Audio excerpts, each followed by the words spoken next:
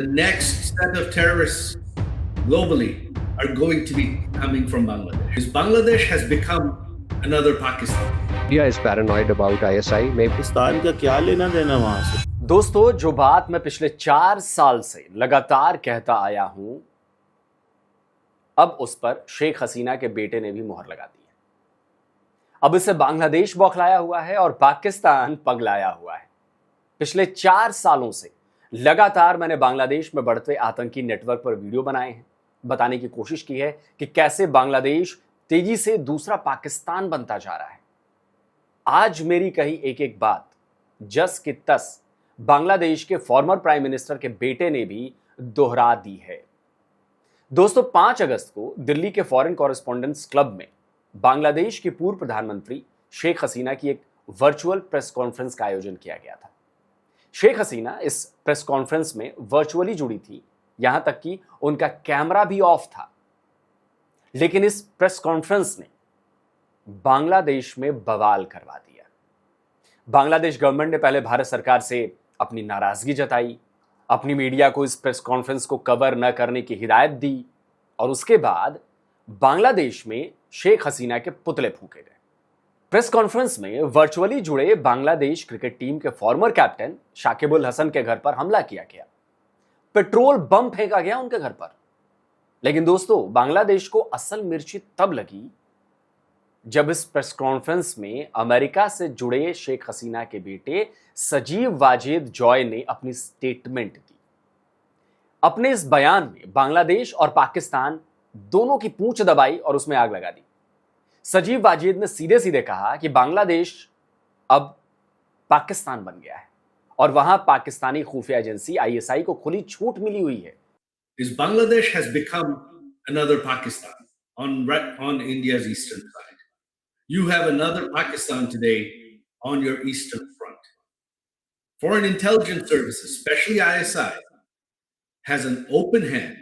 आपको याद आया दोस्तों, मैंने सबूतों के साथ आपको अपने कई वीडियोस में दिखाया था कि पाकिस्तान आर्मी के कई ऑफिसर्स सीक्रेट मिशन पर बांग्लादेश पहुंचे थे। इनमें brigadier general Nadeem Ahmed, brigadier general Mohammad Talha और ब्रिगेडियर साउद अहमद राव शामिल थे।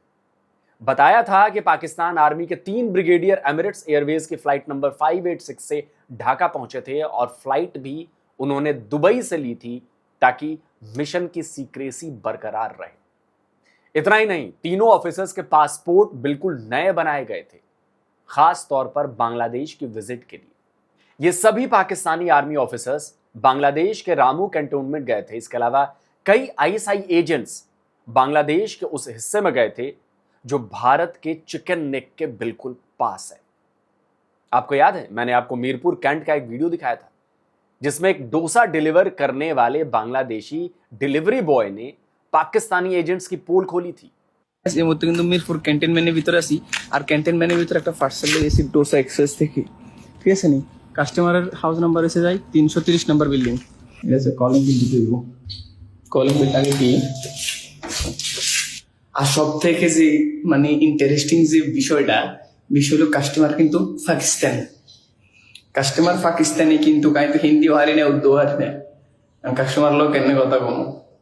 আচ্ছা, কাস্টমার আগে দেখি তো হয়। আসসালামু আলাইকুম, আলী মুর্তজা।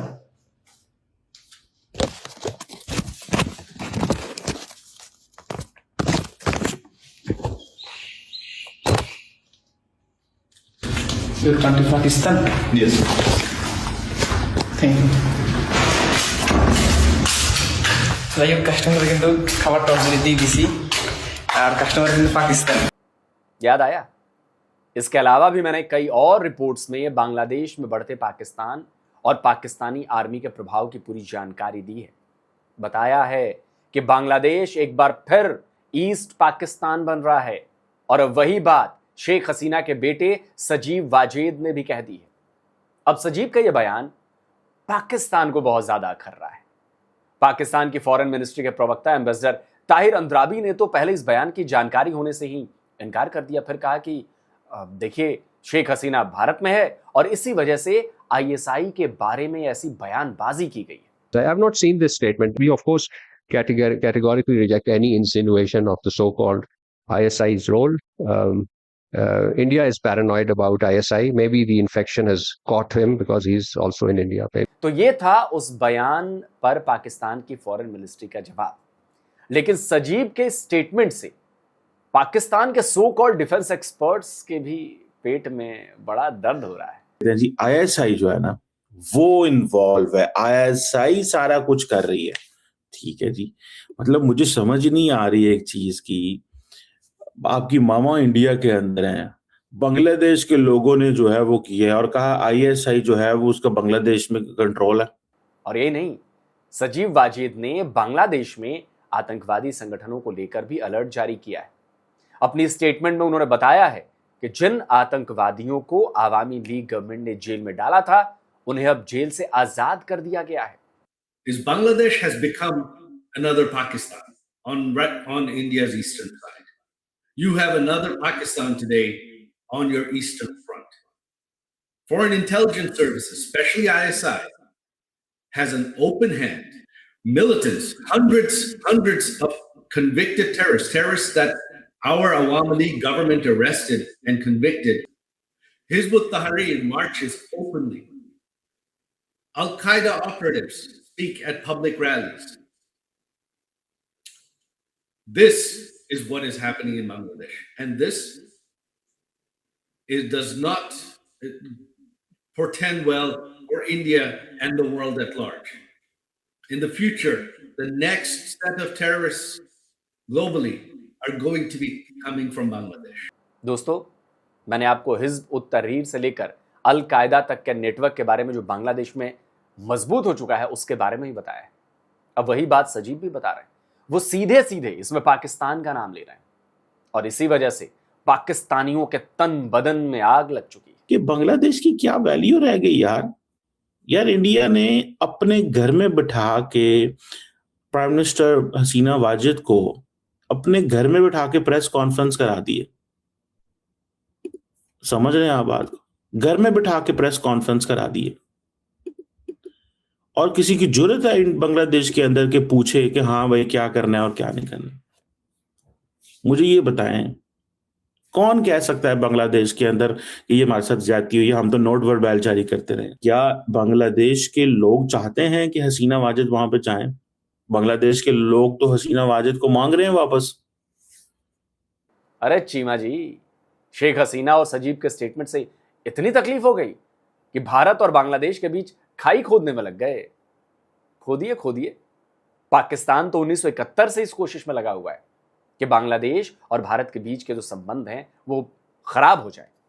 2024 में हुए तख्ता पलट के बाद पाकिस्तान में तो जश्न भी मनाया गया। पाकिस्तान को लगा कि बहुत बड़ा मौका हाथ लगा है और पाकिस्तानी गवर्नमेंट, पाकिस्तानी आर्मी और खुफिया एजेंसीज इसे भुनाने में लगी। और कहा जाए तो भैया कामयाबी भी मिली है आप लोगों को। मोहम्मद यूनुस ने तो पाकिस्तान के साथ अपनी रिश्तेदारी मजबूत करने में कोई कोर कसर नहीं छोड़ी थी और अब तारिक रहमान भी उसी रास्ते पर आगे बढ़ते हुए नजर आ रहे हैं।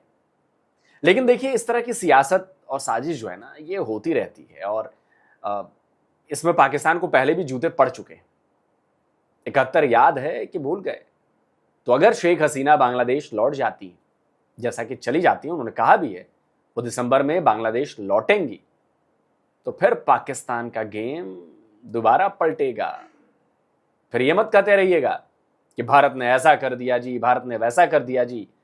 बस इतना याद रखिए हमेशा, बाप बाप होता है और बेटा बेटा होता है, बाकी आपकी मर्जी। दोस्तों, आप क्या कहते हैं? कमेंट करिए, अपनी राय दीजिए। इस वीडियो को ज्यादा से ज्यादा लाइक करिए, शेयर करिए और डिफेंस डिटेक्टिव को सब्सक्राइब करिए। जल्दी मिलता हूं एक और नए वीडियो के साथ। नमस्कार, जय हिंद,